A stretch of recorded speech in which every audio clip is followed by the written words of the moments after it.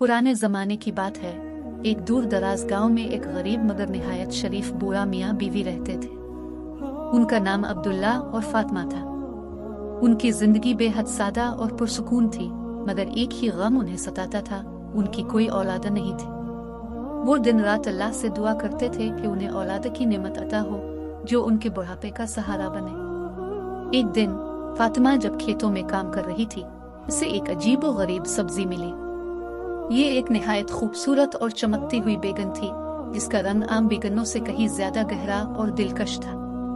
फातिमा ने ये बैगन अब्दुल्ला को दिखाई और दोनों ने फैसला किया कि आज रात इस बैगन को पकाया जाएगा। जब रात हुई, फातिमा ने बैगन को काटने के लिए चाकू उठाया, मगर जैसे ही चाकू बैगन के करीब आया, बैगन में से एक नन्ही सी आवाज आई, मुझे मत काटो, मैं शहजादी हूँ और अगर तुम मुझे काटोगी तो मेरी जान चली जाएगी। फातिमा और अब्दुल्ला हैरत ज़दा रह गए। वो बैगन को गौर से देखने लगे। इसी लम्हे बैगन खिलने लगी और इसमें से एक निहायत खूबसूरत नन्ही लड़की निकली, जिसका चेहरा चांद की तरह रोशन था और उसकी आंखें सितारों की तरह चमक रही थी।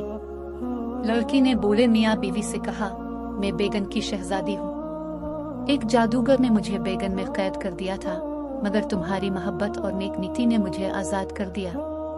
अब मैं तुम्हारी बेटी बनकर तुम्हारे साथ रहूंगी और तुम्हारे बुढ़ापे का सहारा बनूंगी। बूढ़ा जोड़ा खुशी से निहाल हो गया।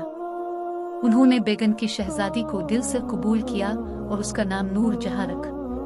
नूर जहां के आने से उनकी जिंदगी में खुशियां लूट आईं। नूर जहां आम लड़कियों की तरह नहीं थी, इसमें कुछ पुरस्कार ताकतें थीं।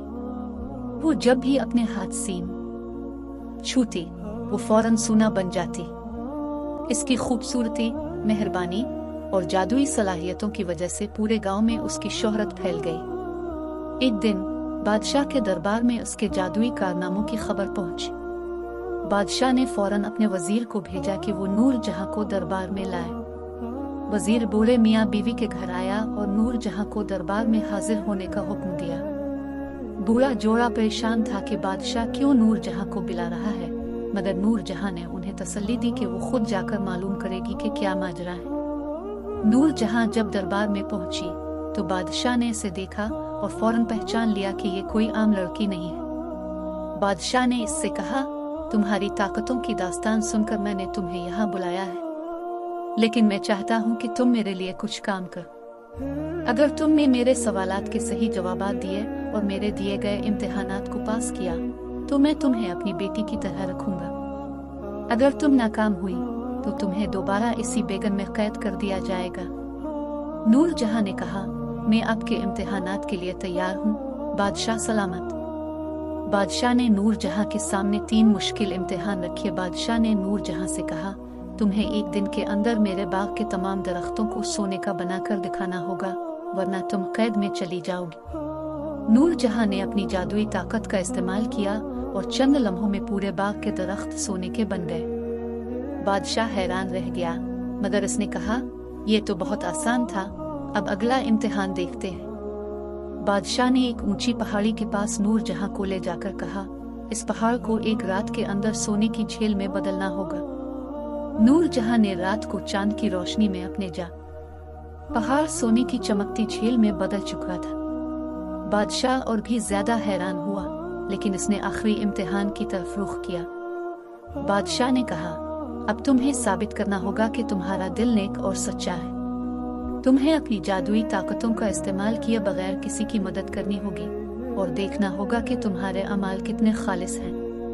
नूर जहां ने अपने गांव के एक गरीब आदमी की मदद की, जिसके खेत में कोई फसल नहीं उगती थी। इसने बगैर जादू के सिर्फ अपनी मेहनत से इसके खेत को सरसब्ज बना दिया। इस अमल ने बादशाह का दिल जीत लिया और वो कायल हो गया कि नूर जहां वाकई नेक दिल है। बादशाह ने नूर जहां को अपनी बेटी बना लिया और इसे शाही महल में इज्जत दी। लेकिन नूर जहां ने कहा कि वो अपने बूढ़े माँ बाप के साथ रहना चाहती है, क्योंकि वही इसकी असल खुशी है। बादशाह ने खुशी खुशी नूर जहां को इजाजत दी कि वो अपने माँ बाप के साथ जिंदगी बसर करे और गांव वापस जाए। नूर जहां ने अपने वालिदैन के साथ हंसी खुशी जिंदगी गुजारी और उसकी कहानी हर तरफ मोहब्बत, नेकी और आजिज़ी की मिसाल बन गई।